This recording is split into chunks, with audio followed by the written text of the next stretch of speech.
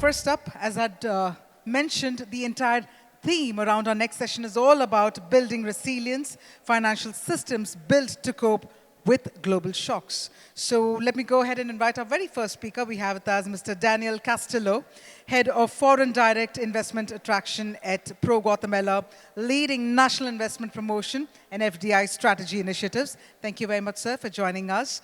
Moving ahead, let me please invite Mr. Hemang Jani, who serves as a senior advisor to the Executive Director representing Bangladesh, Bhutan, India, and Sri Lanka at the World Bank.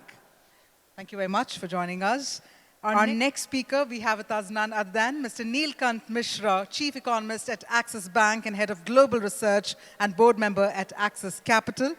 Thank you very much for joining us. And to bring this conversation alive and together for us all, we have with us none other than Mr. Govindraj Etiraj, a very senior Indian journalist and media entrepreneur, founder of India Spend, Fact Checker, and Boom, leading platforms and data-driven public interest journalism. Please put your hands together and welcome our next set of speakers. Thank you so much for joining us. I'm going to request you, sir, if you could please join on the side as a moderator. Thank you so much again, and over to you, sir. Thank you very much for inviting me. And, we're going to talk about building financial resilience. And I'm reminded of 2008 when we were at a fellowship. And there was a friend of mine who was with Goldman Sachs, and we were at an offsite in Udaipur, as it happens, but he was from Goldman Sachs, New York. And we were supposed to meet that morning and have a session, and he didn't turn up because he was turned out awake all night. And he said, no, there's something happening in New York, and we are trying to figure out what this is, and I had to stay awake all night. The next night, the same thing happened. He was awake again all night and trying to figure out. This is middle of 2008. And then on the third day, I said, well, what is it that's going on? Because then I could see some of the news items. He said, it's to do with CDOs. So I said, what is CDOs? He says, collateralized debt obligations. I forgot about that term immediately because it was not something you remembered. And then, of course, as you know, when we look back, this was really the 2008 financial crisis. My friend did stay on in Goldman Sachs for many, many more years. He did survive that round, but it was a brutal period. I think that really brings us to where we are today. We seem to be in a position today where we are not really looking at or facing any financial crisis. But that does not mean there is not a financial crisis that's lurking underneath or bubbling up. So the idea from this panel today is to understand what could be some of those risks that we should be ready for or preparing for or gearing up, both as countries, as regions, as multilateral cooperatives, and what do we do practically to buffer ourselves from a potential contagion or a financial risk event that might happen. So what that could be and how it could flow out is really something that I'm going to hand over to our panelists to speak. And we're going to look at it from 2 points of view. One is, of course, economic and macroeconomic, but equally from a political standpoint. And that's where I think 2 of our panelists are going to weigh in with their opinions. Each of our panelists is going to speak for about 4 or 5 minutes, and after which we'll have a conversation. And I'm going to request Neelkant to kick it off, including with an India lens on what things look like or how we should be looking at the risk universe ahead. Yeah, thanks, Govind, and thankful to the organizers for inviting me here.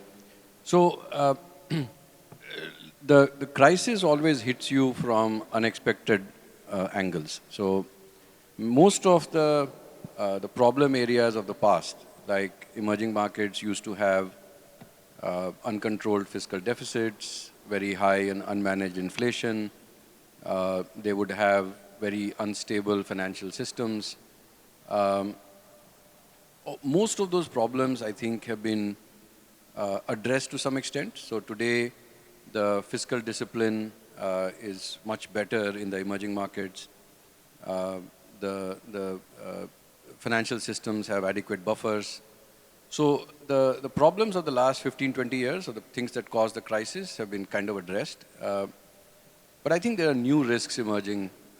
So for example, the Washington consensus stands broken. So the primary pillars of what was the advice given to emerging markets is now questionable. So if the developed markets themselves are ignoring debt to GDP are seeing sharp increases in bond yields, then trying to convince other countries that there is merit in doing so is being fiscally disciplined is questionable. There is also an unhinged foreign currency market. So it is very clear that the US dollar needs to fall by 25-30% in trade-weighted terms, real effective exchange rate. While they could manage to do that in 71 and 85 by forcing the Deutschmark and the yen to appreciate against the dollar, this time they have to get the Chinese to behave. And I think that creates a period of possibly competitive devaluation, which again can throw up very new challenges. So for example, if you see India's gold imports surging and the fact that gold can become an area of speculative interest, can actually start destabilizing many of the weaker currencies. India doesn't have a problem really in that front yet, but this can create new challenges. I think the rise of AI puts new stress points, new pressure points on the split of income between wages and profits. So as you know, GDP is calculated by adding wages and profits. The split between them is very important from a political perspective. And what AI can potentially do is that it destabilizes the balance in many of the economies. We also have a very new challenge this time. While we've seen new industrial economies becoming supremely dominant, like when the Industrial Revolution happened in the UK, when we had the rise of Germany after 1870. But the kind of dominance that China is showing on the manufacturing side is, I would say, unprecedented. Having, in a much more integrated world, having one country control 38 to 40% of world manufacturing. And the challenge I see is that it is only going to get worse. So the imbalance in the Chinese economy, that their percentage of GDP in consumption is unlikely to rise. I don't think they're serious about rebalancing. And the investment, despite all the chatter around controlling involution, the investments in industrial capacity are continuing. So it is reasonable to think that Chinese share of global production in the next 5 years will be higher than where it is now. Now that poses a very new set of challenges to the emerging and the less developed economies. Because as the developed markets start drawing up their barriers, all of that surplus is going to land in Southeast Asia, in Africa. And then how do you respond to these kind of challenges? So as policymakers, and this can have impact on their currencies, on their balance payments, and lots of other stress points that emerge. So as much as we have solved last time's problems, or we have at least created bulwarks against them, I think there are a completely new set of challenges emerging. For the developed world, though that's not the part of the mandate, I think the rise of private credit, the fact that the banks became heavily regulated, they stepped out of many markets, like the basis trade in bond markets, for example, or the rise of private credit, which is creating new types of challenges. What happens to all the funds that have invested in commercial real estate if software jobs and a lot of the office jobs are going to start coming down. So there are new types of challenges that will emerge. So we can't really take our eye off the ball. There are many things to be addressed at a country level and at a multilateral level. Got it. And there's some interesting questions that I'd love to sort of follow through on you, but it does seem like we were maybe mentally ready for one contagion, but what you're saying is now there could be a multitude of challenges that will hit us at one time. Hemang, you want to go next?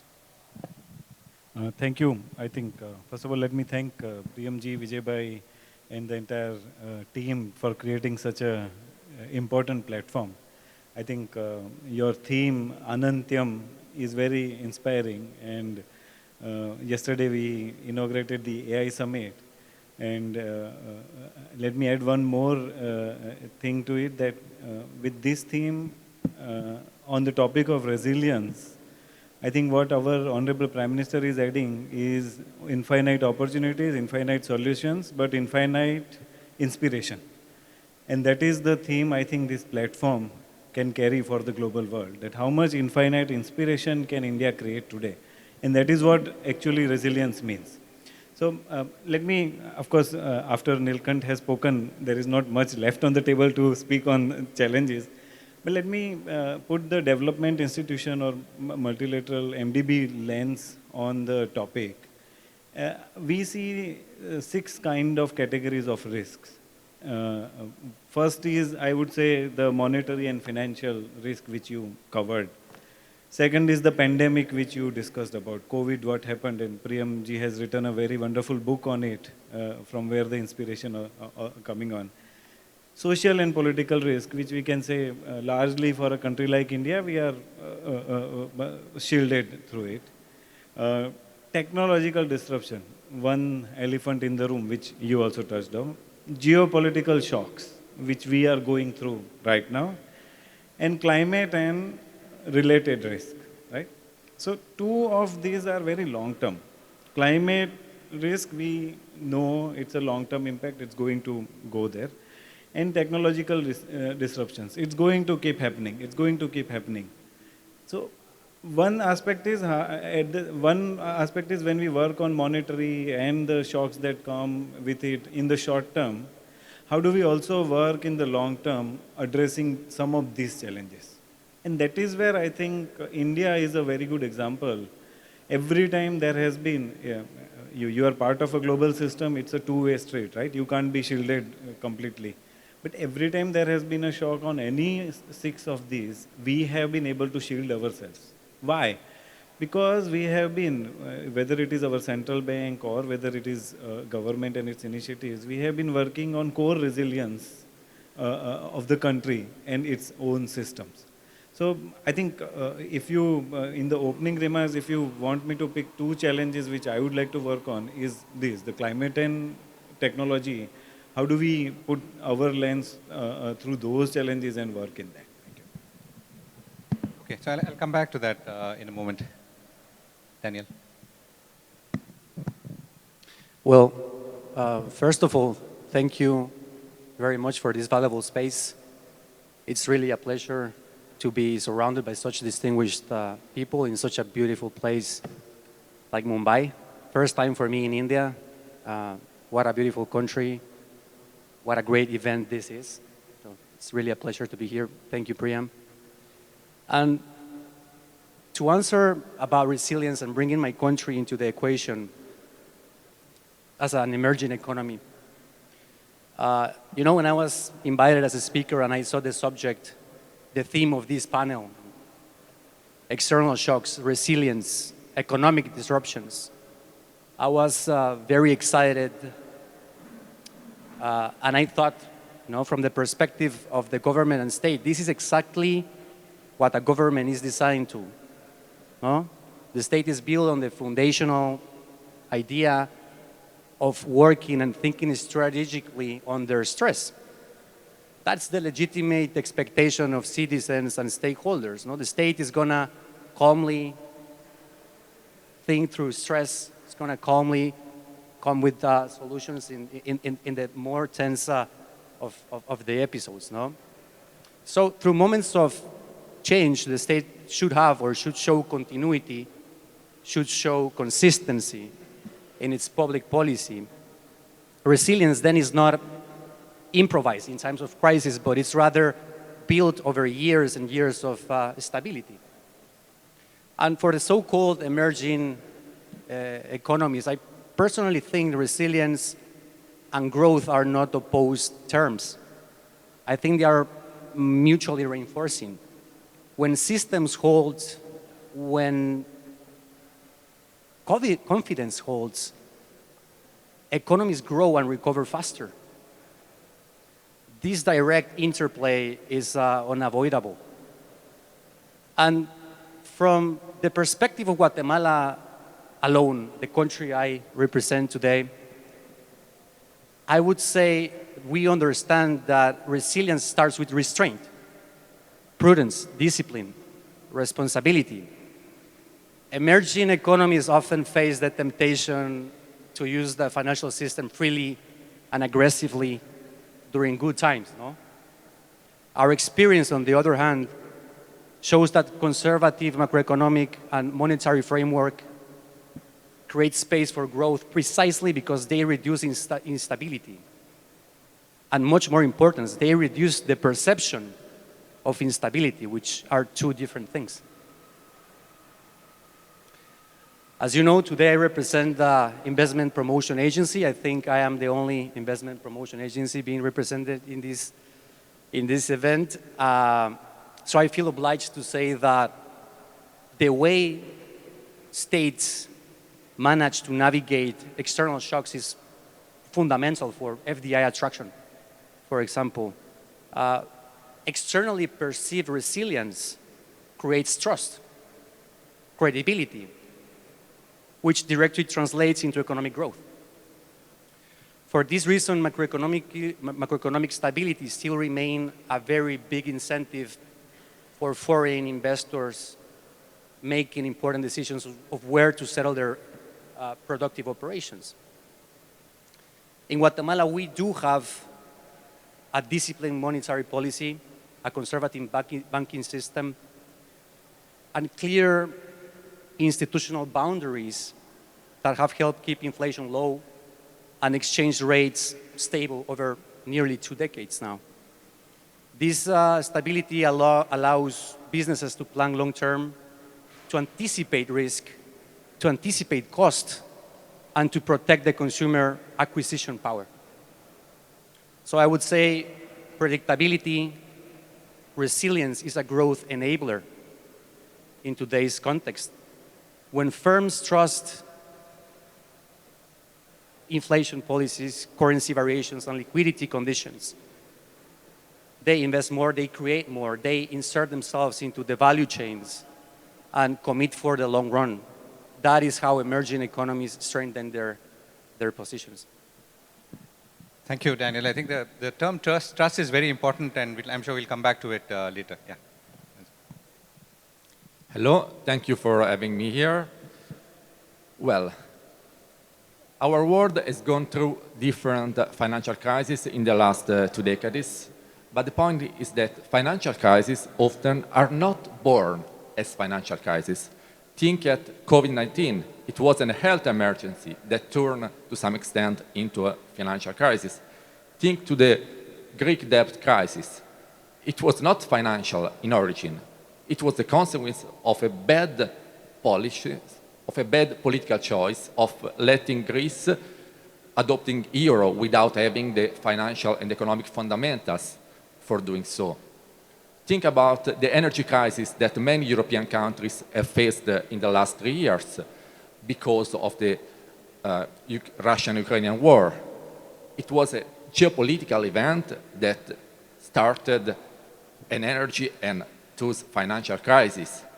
So, to make our system, our financial system, more resilient towards these shocks, first of all, we need stronger countries. Countries that can, at political level, address this issue, address at the root the crisis before it becomes financial. And what do I mean with stronger countries?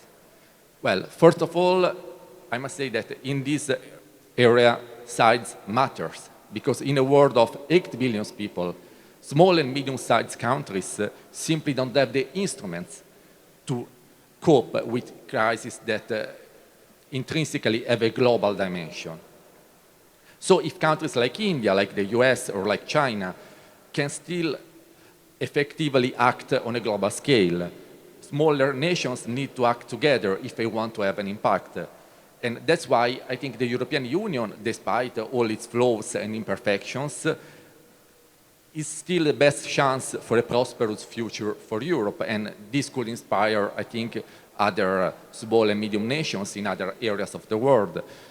We need to be united, we need to act together like the European nations did during the COVID crisis if we want to have our voice heard and we want to have an impact.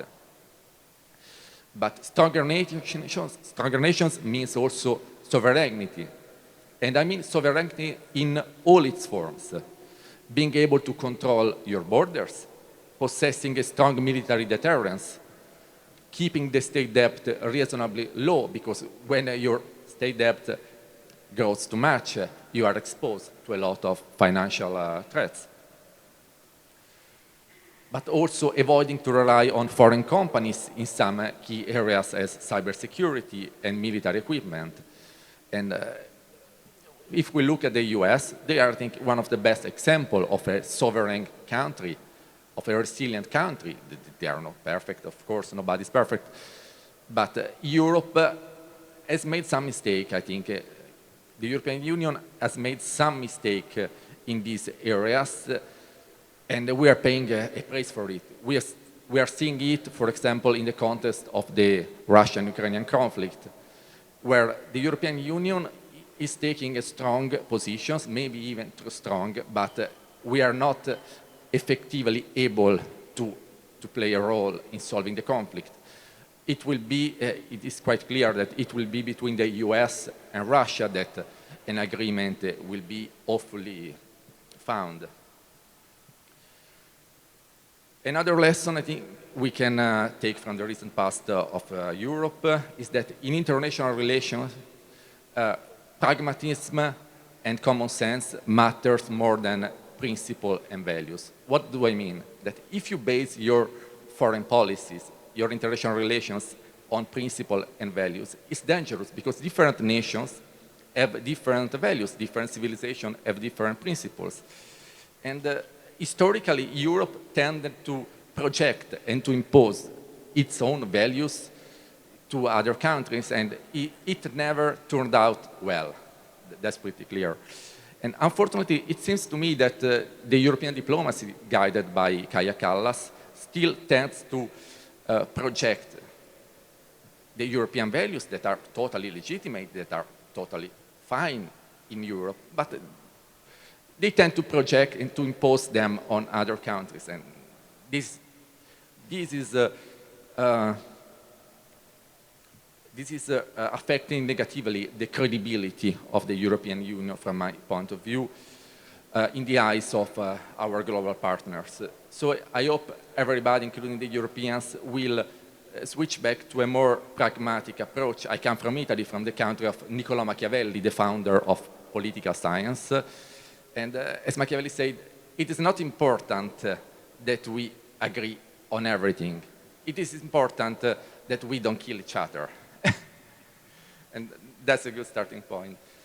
And I would like to spend a few words about the EU-India trade deal that has been finalized recently.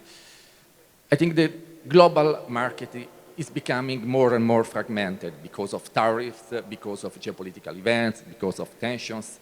And we know that there are many other tensions, like between China and Taiwan, that in the future could fragment even more the global market. So even if the EU and India have two very different markets, rules are different, so I expect that in the first, when the deal will enter into force, into effect, in the first times there will be problems, there will be some criticism and some issues, but in the long term, I think that creating a common market with almost 2 billion consumers can really help our economy to get more stable in the long term, especially in front of new possible threat, a new possible tariffs war that could arise if the geopolitical relationship between the US and China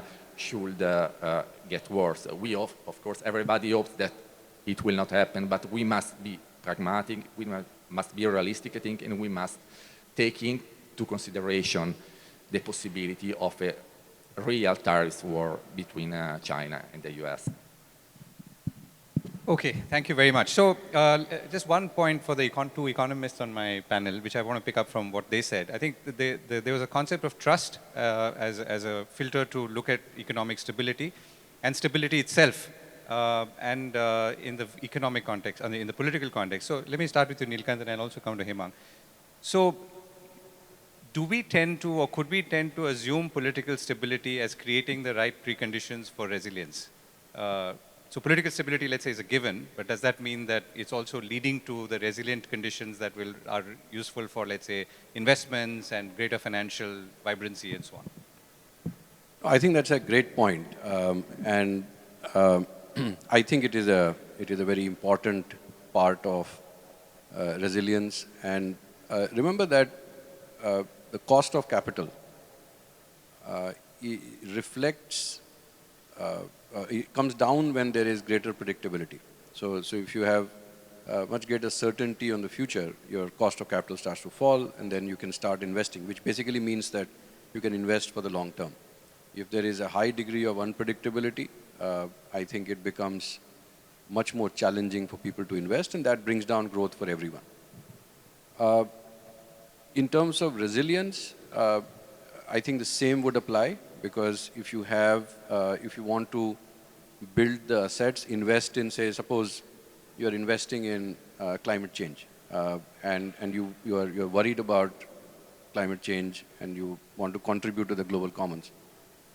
But you see no one else doing that, and then you kind of start pulling back from that. If there is a period of investment where you invest for 5 years and the returns come after that, if you have no clarity on what will be there 5 years later, then there is no need to invest. And I think it hurts everyone. But I must say that some of the unpredictability that we are seeing is a failure of what seemed like a very stable system earlier. So the rise of President Trump, the rise of all the the hardliners on the left in some of these smaller towns. And so these are all reflecting the internal tensions of the US.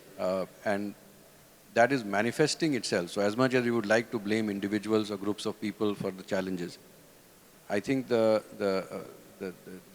problems within America are now much more serious. And therefore, we are in for a period of sustained low predictability and very high uncertainty. I must say, even in Europe, where the spending on social safety and security was very high, as Stephen Kotkin says, Europe was a superpower of social safety. When the spend on defense starts to go up, there will necessarily be a curtailment of some of the social safety mechanisms, and that can create further layers of political instability. So as much as your question is whether it is required, absolutely. Should we expect it? Absolutely not. Hemang? I think I agree with what Lilkan said. I will add two things. One is, you cannot expect political certainty always. Even some of the best economies in Europe have every 3 months there is a new government, right? But still we say that those systems are getting much lower shock than something like that happening in some rest of the world, right? So it's not be all and all. Ultimately, everything boils down to how much your own financial infrastructure is resilient. That happens. And that's a long-term path. Second is, political stability is often also confused with leadership, right? How much is leadership able to, or how much trust the leadership has created the country? For example, take example of India. During COVID, one of the best things which people have not noticed that our leadership did was also take advantage of the shock and increase financial inclusion and all kinds of digital infrastructure. So people know that, okay, now any kind of shock, the leadership is at play. So I think political stability, everybody likes to look at it. It gets, in the short run, it gets discounted in the pricing. But long term, it all boils down to how much resilient infrastructure are you able to create. That is how I look at it. And I think maybe you should mention a word about the Coalition for Disaster Resilient Infrastructure, something that India has taken a lead in, which in your mind fuses some of the things that we're talking about. Correct. No, I think, see, one of the biggest challenge that, and as one of the largest infrastructure financiers in the world, directly and indirectly, one of the things which we don't think about is the shock of climate and all other challenges on the physical infrastructure itself. And one of the CDRI study that Amit and team has done says that the direct shock is okay, but the indirect consequences of a climate or any other shock on infrastructure is 7 times higher than any other thing, or higher than the actual shock that the infrastructure gets. It disrupts the services, it disrupts the entire system. So how do we build in that through innovative instruments? We are also working at the bank through guarantees and various kind of instruments. I think that is also very important. Okay, so I'm going to come to, we've only got 5 minutes. So one of the objectives of this panel is to really talk about what are the practical strategies that we should be putting in place today in stable or not so stable political environments. But as we think of it, what should we be doing today to prepare for potential flashpoints? And we're talking really about financial flashpoints. We've seen crises in the past. As Nilkant says, it's unlikely that we'll see those crises because newer problems have emerged on the horizon. So I'm going to come to him back to say, what could we be doing? So do you want to go first, Daniel? I think as of right now, because of the global context, what is really making the difference is avoiding isolation, avoiding depending on a single market, in a single financial system. It's very important that partnerships are being created, strategic partnerships. In the Latin American case, we have learned that regional integration is really making crisis manageable, actually. We have partners we can trust. We have treaties that allow us to freely trade between us with free border, crossing of merchandises and services. And I think that kind of cooperation, that kind of regional integration is going to make us stable in the most vulnerable moment in history, probably, in regards of changes. Yeah, good point. Lorenzo? Well, I would say, first of all, protecting the industrial backbone of the country. It means diversification in your sources of energy and of raw material. If you depend on a single provider, on a single country, you are exposed all the time to the threat of blackmailing. And this is not acceptable. So diversification in the sources of energy, in the sources of raw material, and protecting at all costs the heavy industry. I think to steel, I think to automotive, because I think to the military industry as well, because in the world of today, if you don't have a strong defense industry, you are not safe and you're not competitive at global level. And of course, some countries like India can do that almost by themselves because they are big enough. Other countries like the European countries must act together in an EU perspective, otherwise we don't have the we are not large enough, we don't have the fundamentals to build a serious industry defense, even if we have some excellencies, but if we compare ourselves to the US, for example, or to China, we still have a longer road to go. And last thing, as Daniel said, isolation is not a solution. You have to talk, you have to discuss with everybody, you have to talk. Even this idea, there is this idea of diplomacy that I think sounds a little bit crazy in the rest of the world, but that is very common nowadays in Europe, that you only talk with the people you like. That's totally crazy. You have to talk, especially with the peoples and the countries that you don't like, because we all live in the same world. We all share this planet, and we have to coexist in some way and to find a way of coexisting. And this idea, no, we are not talking with someone who has different values, who has different ideas. It's totally crazy, because that's where dialogue is more needed. So let's try to find the things that we share instead of the things that divide us. Because if you focus on division and you divide and divide, at the end of the day, you will be totally alone. Because if you take even two individuals, you will never find two individuals who share the same idea on everything.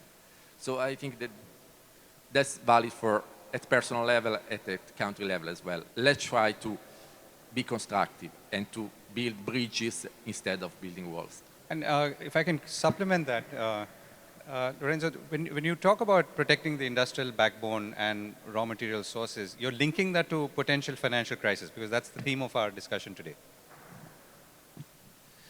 Yes, absolutely, because at country level, if you externalize certain key areas and some major geopolitical or some major natural events occurs in the country that is providing you this kind of materials, you are not in a good situation. So this thing of not concentrating some key vital productions in some relatively small areas of the world brings safety to everybody, because in case of political or natural crisis in that area, you will be able to compensate increasing the production somewhere else. If everything is concentrated like it is to some extent in China today, some things are produced only in China. If there is a crisis there and China cannot anymore or doesn't want anymore to export to Europe or the US, it would be a problem. Got it.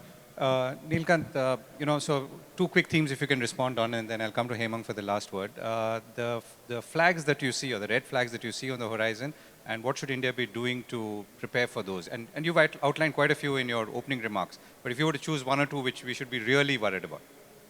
So as a world, the theme being the global economic cooperation, I think that better coordination on currency, given that the global currency models have broken. So Bretton Woods broke in '71, but the model after that seems to be like totally off, and trying to control some of that volatility. And second, I think on finding ways to allow China to rebalance its economy. And frankly, the way we have gone about it so far in the last year or so has been completely chaotic and haphazard. It needs to be undone and then a new approach made, because these are, I think, the two most critical economic problems that face us right now. Right. So, and currency itself, as you're saying, is something that can set off or trigger something much bigger. Okay. Hemang, last word. I think last word, I don't know how much last word it could be, but I think as India, we need to work. We are on the right path on some of the aspects of digital and DPI, etc. But when AI comes, we need to work more on bringing those strong digital platforms. Most important in the context of our topic is that we develop our local currency capital market, local bond market. We have 5-10 years to invest a lot on that and improve that aspect of our financial structure. And then we will be more and more resilient proof, even if other kind of shocks, which are unpredictable, come up. And of course, the last word is putting a lot of interest on climate and resilient infrastructure and financing for it. We haven't touched upon blended finance and other kind of topics. We have to stop looking outside. We have to start creating Asian solution or Indian solutions for Indian challenges on those aspects as well. If I can take a minute more from the organizers, you talked about building the bond market and strengthening it, and this is something that we talk about often in India's capital markets. But you're also saying that this is a way to become a more resilient economy to prepare against future shocks. Can you spend a minute more on that, and then we'll close? This is what happens today. If a small municipality in somewhere Pimpri-Chinchwad wants to go and raise money, it's very difficult for them. Right? We don't have to go to Washington, DC for everything. We can raise money here. We can go to Hong Kong. We can go to Singapore. We can go to Mumbai and raise money.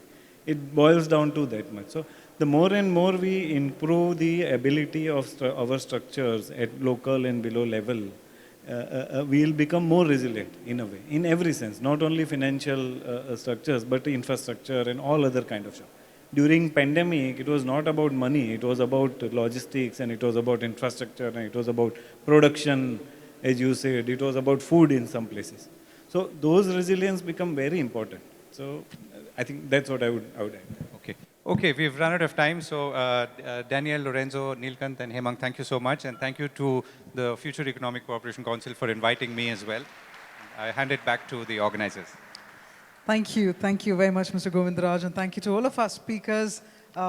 just when our thoughts were heading towards food, we managed to get the right food for thought. That's exactly that happened through this impeccable discussion here. I'd like to request all our speakers to please step forward for a quick group photograph.